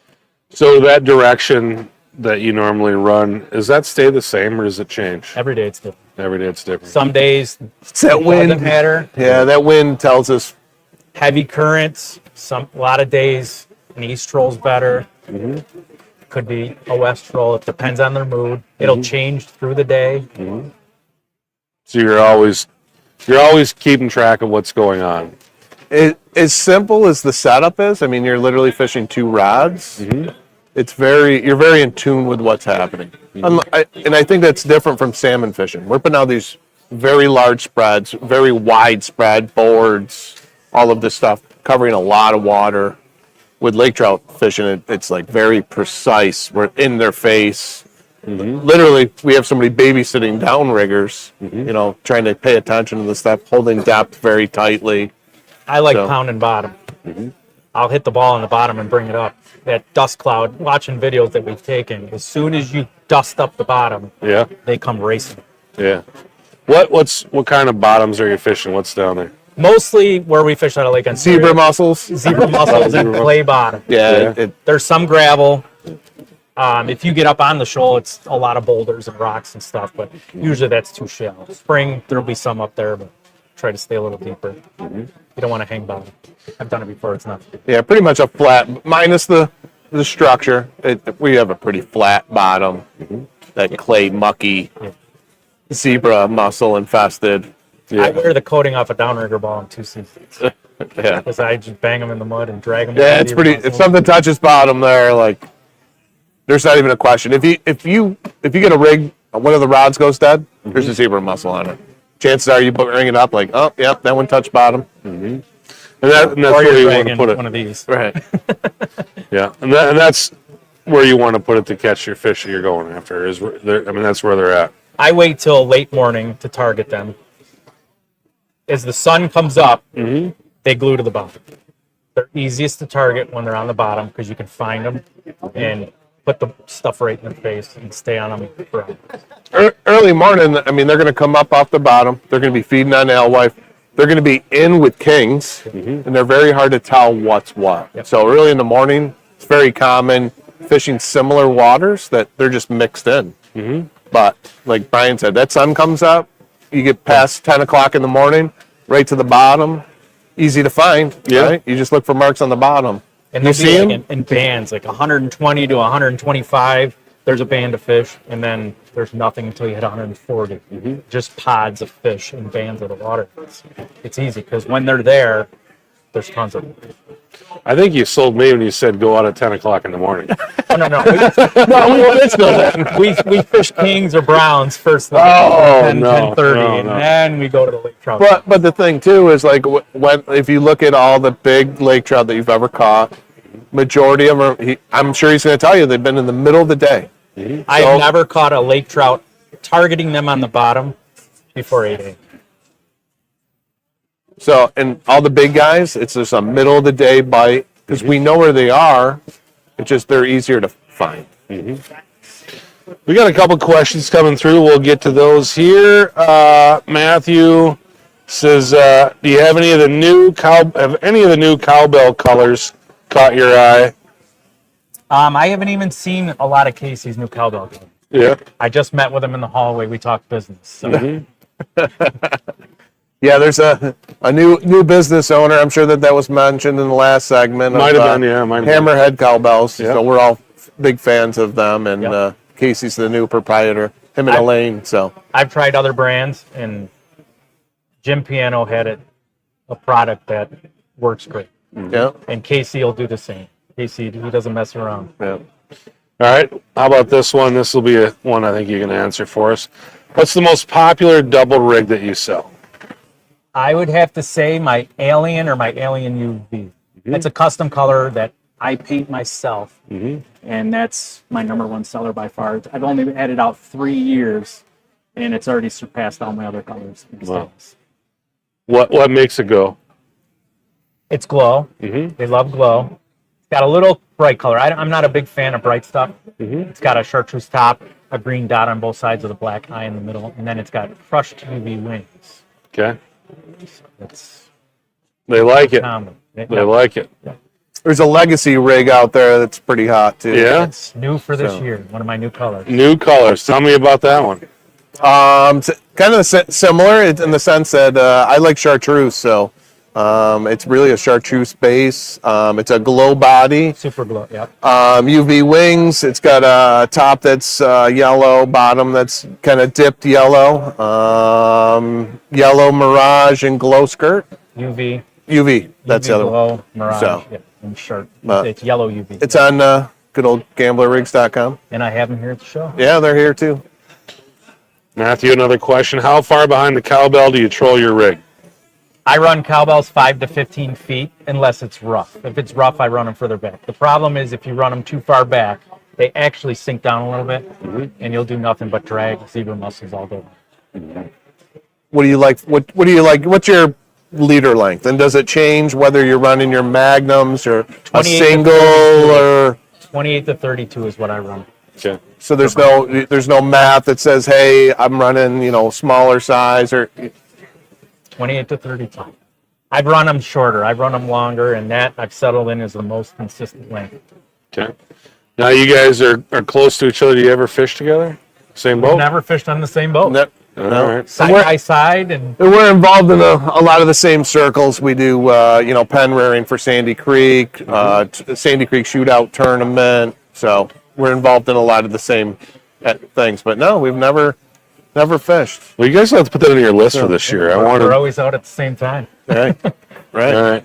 Matthew says, I'd like to add that Brian helped me with information getting into fishing on Lake Ontario. Can't thank him enough for his generosity. So there's There's an attaboy for you, Brian. He almost called you a nice guy. He's a good customer. All right. Anything else you want to add before we let you go? Not that I can think of. All right. If you want to know more about what Brian's got going on, you can visit him on his website at gamblerrigs.com. Seemed like it went really fast today, Brian. Appreciate you coming on. And good again. luck this year. Have a great season. Thanks, buddy. Thanks, Rob. Let's pull that mic off you before you go. I can't take it with me. Yeah. And we've got our next and our last guest of the day waiting for us in the green room. Yeah. So we're going to have you hop over here, Rob. I'm on my way. And then we're going to hand you those headphones. And I bought a brand new set of headphones for myself this year and then left them at home. Oh. So I'm going to be wearing the earbuds that Delta Airlines gave me on the way here. And we're going to bring in our next guest. He's going to join us remotely. It is Captain Gerard Urbanozo. Hoping I have sound here. How you doing, sir? Doing good. Can you guys hear me? Yes, sir. We can hear you. And Gerard, you fish all over the world. Your home waters are Lake Michigan near the Chicago area, but you fish all over the world. And right now you're on the road, and you're in Florida right now. Tell me about that. Yeah, just left right when the snowstorm hit Chicago. Plane took off. It started to flurry, and I'm like, perfect timing. Yeah. So, I think you're down there with the family, but are you going to get to do some fishing while you're down there as well? yeah, I'm just gonna do a little bit, not too much. Hopefully take the kids, catch whatever we catch on the pier. Yeah. Not really setting the bar high or anything. Hey, fishing's fishing. Doesn't matter where you're doing it. A little Just bunny would be good. Yeah, just trying to get out and get on the water. We're kind of talking a lot of Lake Ontario just because we're in that neighborhood right now, but you fish out of Winthrop Harbor. You're probably the northernmost port in Illinois on Lake Michigan. Tell our audience a little bit about fishing in that area. Yeah, we have a really nice harbor, fairly close to deep water compared to, downtown Chicago, where they have to travel a long ways to get out to get to 100 feet. Well, we have kind of a nice area, 5 miles to get to water, so we don't have to waste too much gas to get fish in the summertime. And in the springtime, we get our cohosts start going up mid to late April, and it picks up really nicely around mid-May. And then our kings start showing up mid-May, June, July into August. Yeah, that area is really legendary for coho fishing in the spring. It's kind of one of those places where if you want to go catch a boat full of them really quickly, there's probably no better place to go for them. Tell me about what that kind of late April, early May coho bite is like. Yeah, once again, it's all predicated on what water temps we're getting. If the southern part warms up and we got a little south wind, it pushes the warm water towards us, and then the cohos migrate with it. Start seeing big push. But in April, we also have a resident cohos. There's not very many of them, but you can start trolling right outside the harbor, and it's more of a crankbait bite. But you'll pick up cohos, but you're not going to get your hot and heavy limits of 25 to 30 fish in the morning, but you'll get 10 to 15 fish on a really good day in mid-April. But when May rolls around, it's almost a guarantee the cohosts are going to be in Winthrop Harbor, Kenosha area, and everyone just goes out and gets their limit. And it is a orange bite, right? Everywhere you go, all you're going to see is orange on the back of everyone's butt. That's correct. In Indiana, they use a lot of crankbaits, a lot of body baits. Yep. Season, we also start using some crankbaits, some orange and golds, but our bread and butter is the double-eyed Jensen Dodger with a peanut fly behind it. That's our bread and butter. That's the most. Do you have dirty water? Is it extremely dirty water that time of year? No, we actually will fish the mud line, and the cohosts will be right on the mud line, especially if we have a need. They'll pack that mud line, and the cohosts are just right on the edge of it. What do you guys have for temps that time of year when you guys get started? Usually mid-40s, they'll start showing up, and by the time it hits 50s, there's usually a whole bunch of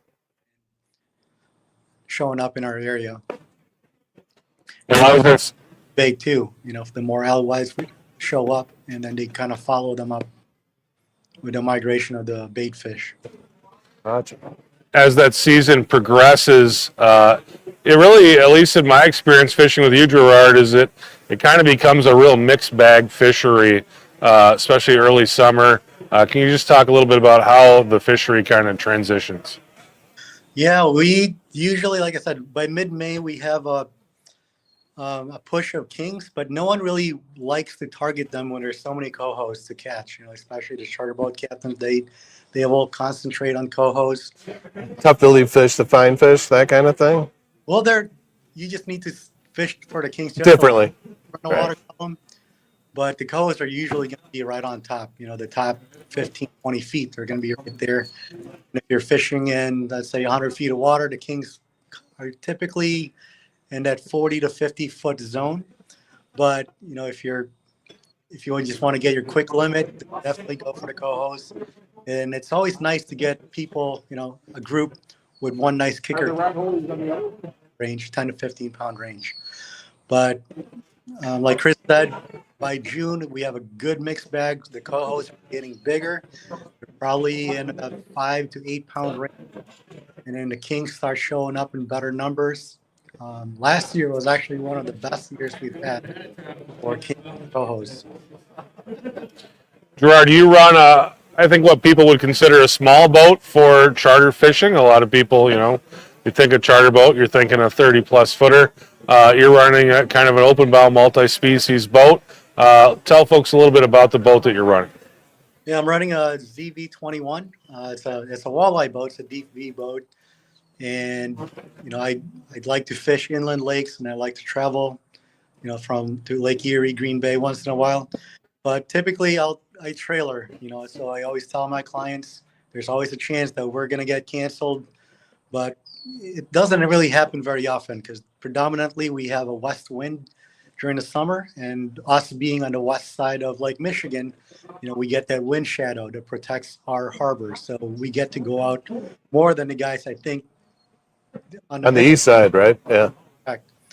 So it actually pushes the warm water during the summer towards Michigan, and we get the cold water upwelling on our side.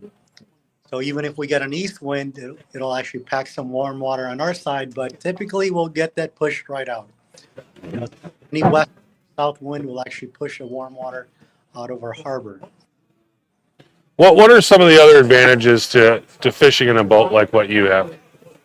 I can move up and down the shoreline a lot easier. If they're catching fish farther down south, I can go down to Waukegan early in the season, or I can move up to Kenosha, Racine, and even up to closer to Milwaukee if I need to during the summertime.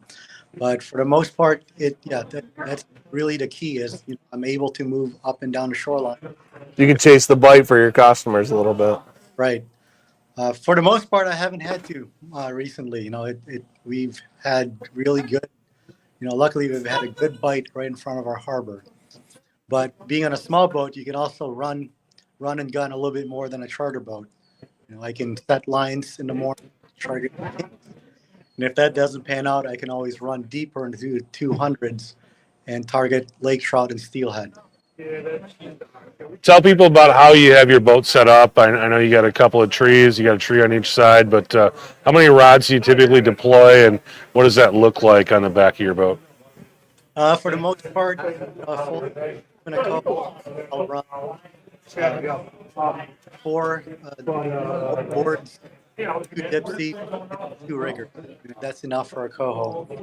And I'm running Magnum metals, rod trees, Magnum metal downriggers.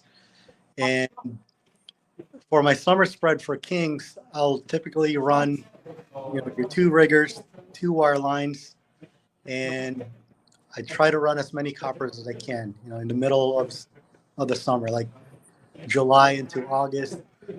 I'll probably run four coppers, from 300 to 450 yards of copper.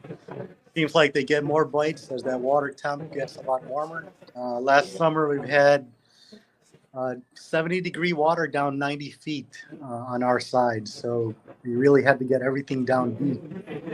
And yes, you can send your downrigger down past 90 feet, but sometimes the copper will just, 3 to 1 over to Yeah. down.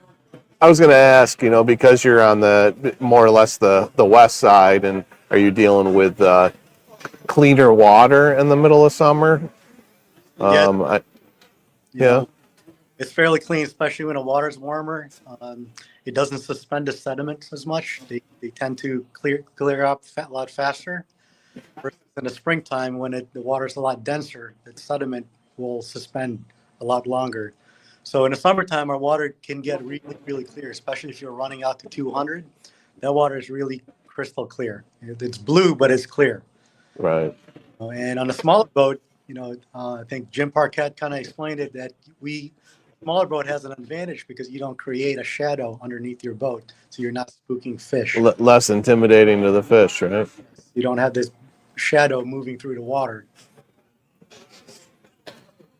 Gerard, tell us a little bit about what it's like outside of your port as far as what the currents look like in that area. I was amazed being out on your boat, what we were seeing on your fish hawk. Tell me a little bit about the currents in your area.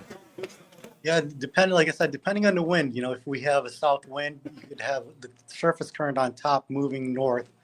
So that warm water is getting pushed north, and then you have that cold water push underneath it. So if you're trolling northwards, you're going against the current. If that current is too fast, then you start to find the right angle, to present your lures properly by trolling. So you might have to troll northeast to southwest to get the proper speed. Cut the current a little bit. Yeah, to kind of cut the current a little bit. If you're trolling against it, your lures could be spinning down there. If you send your fish hawk and you're like, okay, there's definitely a difference between the surface and the bottom current. Yeah, it blew me away. How the readings were moving on your fish hawk when we were out there with you. Like it didn't seem to matter what direction we were going into. Those numbers were really, you'd be rolling pretty much the same for a while, and then all of a sudden the same heading, like it would completely change. You're dealing with some massive currents out there. Good plug for fish hawk, right? That's why we need one. Right. Hey, I think I sent you some videos, like 2-3 weeks later, and it was still the same thing. It was pretty difference between like 2 miles an hour from top to bottom. So if you're basing it out on the top, you can read your dip sea rods. They're down below. You're getting a lot of blowback on your downriggers. So you didn't have it, and you didn't have the experience like some of these captains have. They can read their downrigger balls. Okay, I'm getting blowback. Thank you, sir. But my dipsies are not bending as much. So, if you can't put those together, then yes, a fish hawk definitely cuts that learning curve down. Yeah, trying to learn it by the bend of the diver or the rigger cable is a little tough, especially that deep.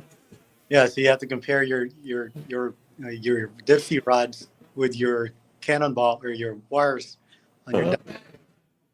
So, like I said, a lot of captains have been looking at that for years, and they can tell that something is off, and they'll adjust to it. Gerard,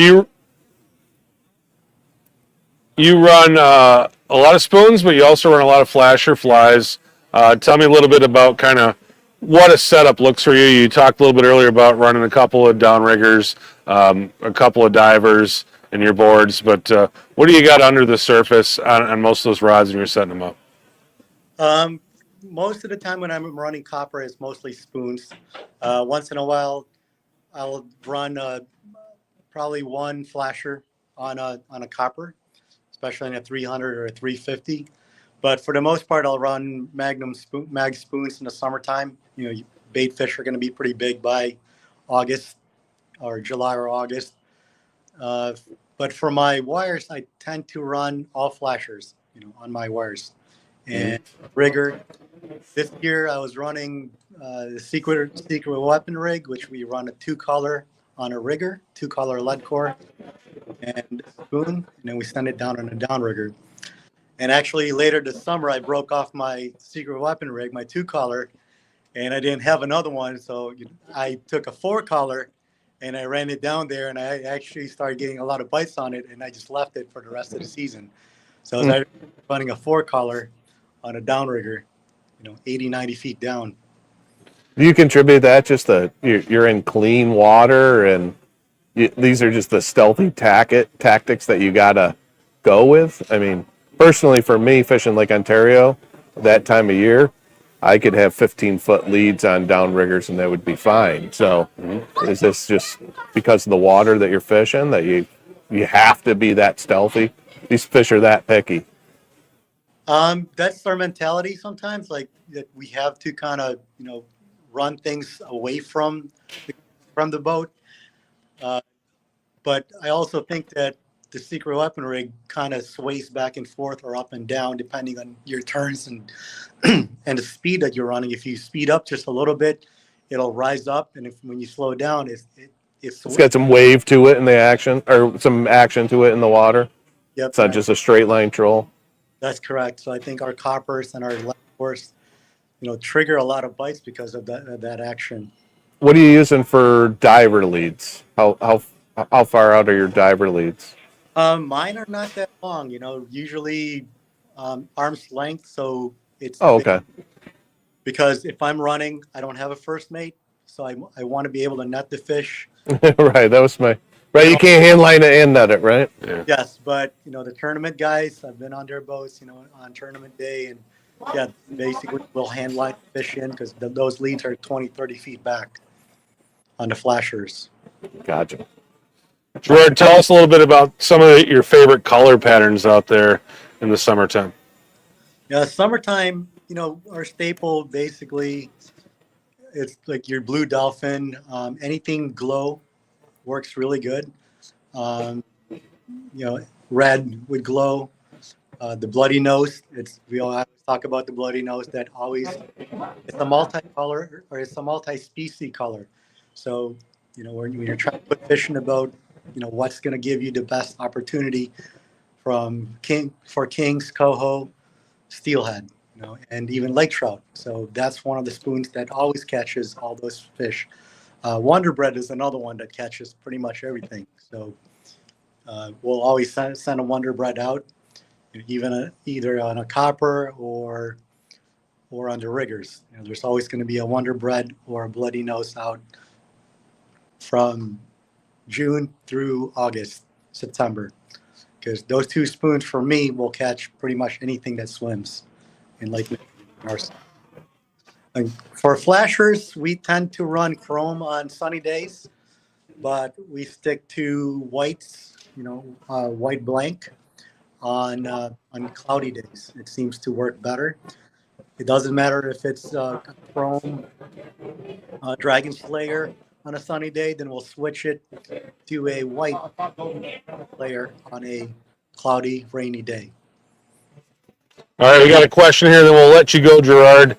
I'll get you back to your family, but Matthew asks, do you have a brown trout bite in your area? I almost asked him this question, so yep, I'm glad that somebody asked it. Good, really, really good brown trout bite, but we actually, not during the summer, but in the fall, late fall, the Kenosha area, all the way up to Milwaukee is a really good brown trout bite, and that's going to be inside the harbor, and it actually gets better as the harbor is about to freeze, and you can cast for the tube jigs or little stick baits. But that's go out there on kayaks, and so right when it's about to melt, we launch kayaks and fish brown trout in the harbor. It's big. Always 20-pound brown trout caught in these harbors every year. Wow. Yeah, it's those harbors. I know Milwaukee Harbor is a really, really popular ice fishing destination for brown trout. And I mean, I haven't done it, but I've seen a lot of video of it, and it looks like a good time. We definitely have brown trout along that Wisconsin-Illinois side of Lake Michigan. Gerard, we're going to let you go here. We're getting close to 6 o'clock here local time. They're about ready to throw us out of this building, but appreciate you taking some time away from your family trip to talk to us, and we'll talk to you again soon. Right on, Chris. Thank you. All right. Spring again. I'm definitely going to make my way to see you at some point. All right, guys. Yeah. Thank you. Enjoy your trip. Thank you. Captain Gerard Urbanozo joining us remotely from Florida just to talk a little Lake Michigan fishing, and drop him off the show there.